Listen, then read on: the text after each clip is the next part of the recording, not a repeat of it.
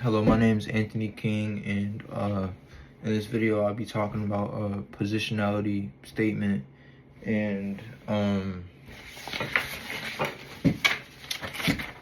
uh, like intersectionality. And hello, my name is Anthony King, and in this video, I'll be talking about positionality statement and basically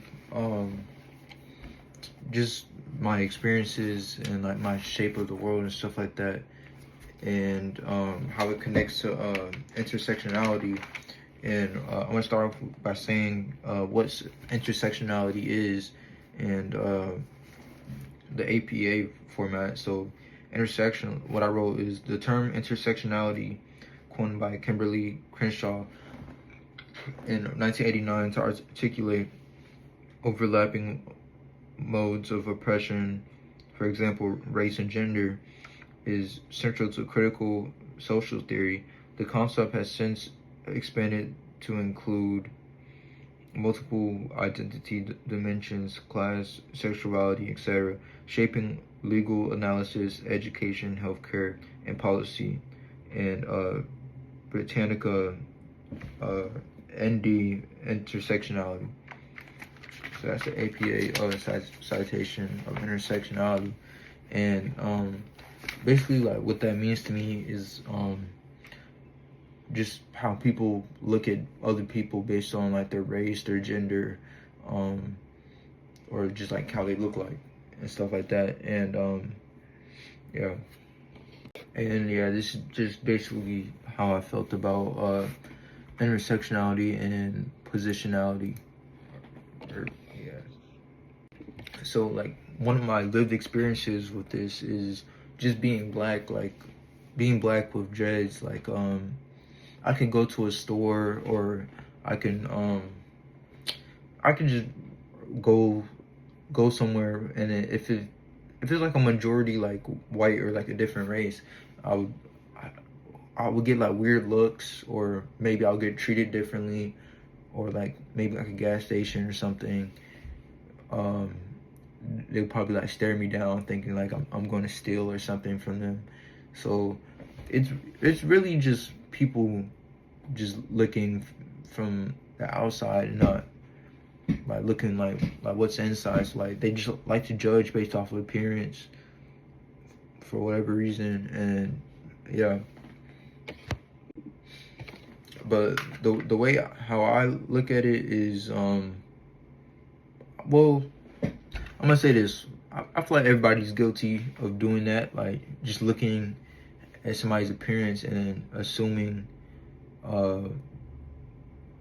like building like this character of them like in their head. I feel like everybody's guilty of that, like no matter like what you say and stuff like that. Like even a little bit, like you probably do that subconsciously. But I will say, like I try my best like not to do that, like not to judge a book by its cover. Like I wouldn't like judge somebody or treat them differently or look at them differently based on like their age, their race, their gender, their sexuality, stuff like that. So cause like you never know like who you're meeting, who you're talking to at the end of the day. Like they could be such and such but be like the nicest person in the world, or they could look like such and such and be like the richest person in the world and like change your life. So it's just something like that.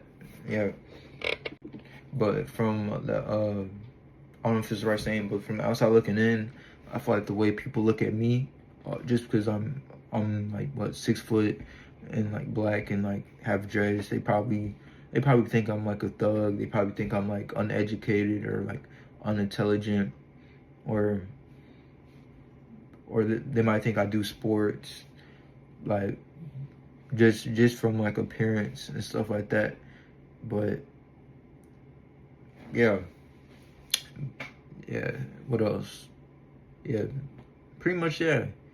People just build like pictures in their heads just by appearance and stuff. So yeah, people might think I'm a thug. Da, da, da. So like yeah, and moments where like stereotypes or like privileges like influence how people like talk to me is I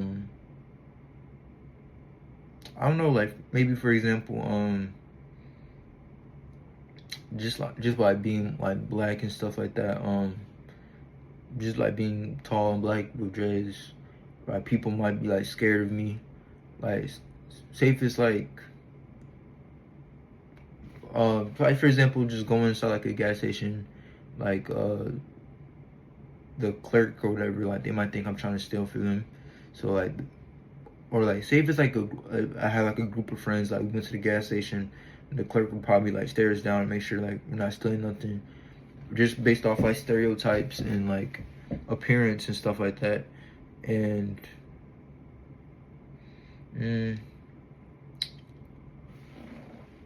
what's another one?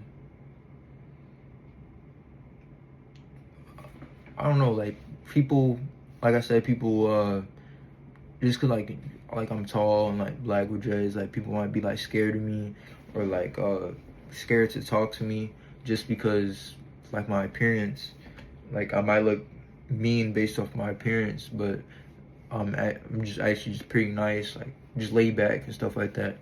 But yeah. And then my experiences, like how this connects to the intersectionality. Um, this connects to intersectionality is because the concept is just like multiple dimensions like class, sexuality, race, and gender, and it shapes uh like legal analysis, like education, healthcare, and like policy and stuff like that. So just based off like those things, you might get like a different type of education or different type of maybe that's not the right way to say it. You you you probably get like treated differently in those types of areas, if that makes sense. Like a job, it might be easier for a white person or a person with lighter skin to get a job just based off appearance or approachability. And healthcare, you might get like treated differently based on your skin color. And yeah, and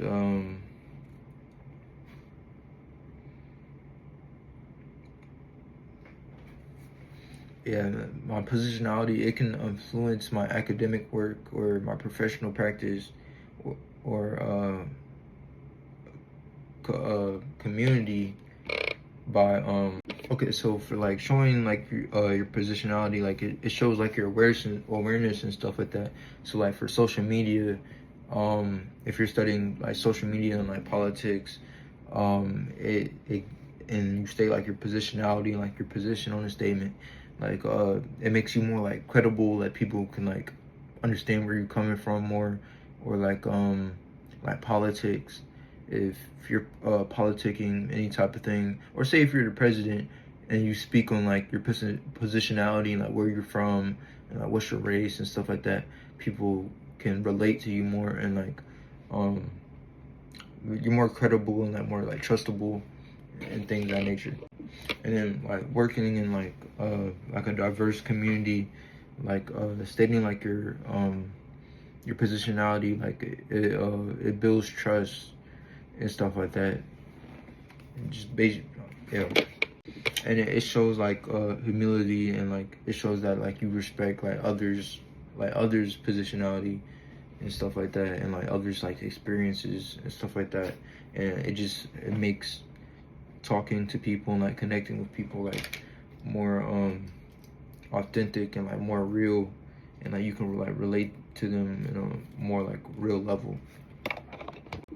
But in conclusion, like recognizing like your positionality, it strengthens like your ethos, which is like credibility, trust, and it also strengthens and support like reasoning, which is like logos.